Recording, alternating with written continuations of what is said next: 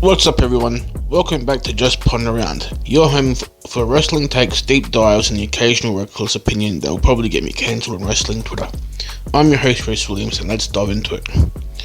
Now, today's episode is going to be a little bloodier, a little grittier, and a whole lot more chaotic than usual, because we're diving headfirst into one of the wildest, most unhinged wrestling promotions on the planet, Game Changer Wrestling, or as the cool kids call it, GCW. Now, if you've never heard of GCW, you're in for a treat, or a traumatic experience, depending on how squeamish you are. But trust me, the end of this episode, you're either gonna be hunting for the next show, or calling your therapist. So, what exactly is GCW? Well, let me paint you a picture. Imagine if ECW and a back alley punk gig had a violently beautiful baby, then left it in New Jersey to be raised by a bunch of indie wrestlers with zero regard for their own safety. That's GCW. Founded in 2015 by Brett Lauderdale, a man who clearly doesn't value his insurance premiums, GCW started out as this underground, hardcore heavy indie promotion. But over the years, it's evolved into one of the most unpredictable, talked about companies in pro wrestling. We're talking light tubes, barbed wire, pizza cutters, chairs flying into the crowd, wrestlers leaping off U-hauls, and fans screaming so loud it makes your ears bleed. And underneath all that chaos, legitimately great wrestling storytelling, and it's the perfect storm of violence, heart, and indie grit. GCW isn't about flashy pyro or $1 million production value. Their shows feel like a house party mixed with a hardcore concert and a deathmatch tournament, held inside the condemned rec centre. And honestly, that's the charm. The vibe is wild. No barriers between the fans and wrestlers, no corporate sponsors watering things down. It's sweaty, it's loud, it's intimate, and when somebody goes through a table covered in light tubes, you're close enough to taste the fluorescent dust in the air. Now, here's what makes GCW more than just a blood-soaked novelty act. It's not just about mindless violence. GCW thrives on variety. Sure, you'll get your death matches, but you'll also get high-flying technical masterpieces, hilarious comedy matches, emotionally driven storylines, and sometimes all of that in the same night. And the roster? It's a beautiful mess of indie legends, rising stars, and outright lunatics. John Moxley, yes, that John Moxley, was their world champion at one point. Effie, one of the most charismatic and openly queer wrestlers in the game, calls GCW home. Joey Janela made his home there before AEW. And then there's Nick Gage. Nick Gage isn't just a wrestler. The man's a folk hero. He's a deathmatch icon, a convicted bank robber, and the unofficial king of GCW. Dude literally walked into a bank one day with a bandana over his face, robbed the place, went to prison, got out, and picked up right where he left off in the wrestling world. Try pitching that storyline in WWE. He's led the MDK gang, short for Murder Death Kill, and built this cult following of ride-or-die fans who'd probably follow him into an active volcano if he asked them to. His matches are legendary for being brutal, bloody, and somehow still emotionally charged.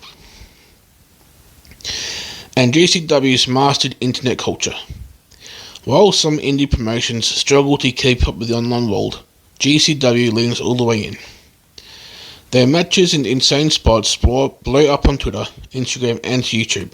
Half the time you'll see a clip of someone diving off a balcony or getting carved up with a pizza cutter, and you'll think, who even sanctions this madness? Spoiler, GCW does. Proudly. They've become this launch pad for indie talent too. Guys like Blake Christian, Mance Warner, Rina Yamashita, and Jimmy Lloyd all came up through GCW's wild scene. And let's not forget that Joey Janela's spring break shows, part deathmatch spectacle, part weird indie wrestling fever dream. You'll see something from legends like Ricky Morton wrestling modern deathmatch stars to invisible men matches.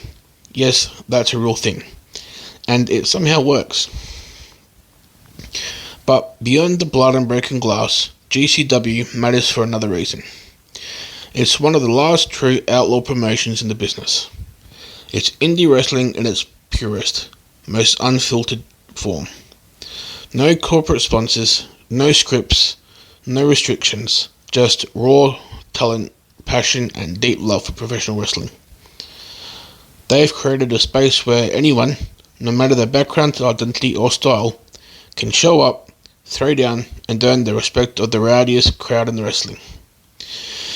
And in a world where big promotions often play it safe, GCW is that middle finger in a room full of handshakes. If you're craving that old school rebellious vibe, the kind of wrestling that feels dangerous and unscripted, GCW is your jam. You'll leave those shows covered in beer, deaf in one ear, and probably a little emotionally scarred, but you'll have zero regrets. Alright, so if you're keen to check it out, here's where to start. Jump on Triller TV. Most of the big shows stream there. Hit up YouTube for free matches and clips, and if you've got the chance, go see it live. Seriously, no amount of video does justice to the electricity of a GCW crowd. Must-watch events? Joey Janela's Spring Break. Bloodsport. Think MMA-style sheet fights in a ring with no ropes. Homecoming Weekend. The Nick Gage Invitational, which is exactly as violent as it sounds. And the matches you're going to see are John Moxley vs Nick Gage, G-Raver vs Jimmy Lloyd in a light tube war, Effie vs Jeff Jarrett, yes, that Jeff Jarrett.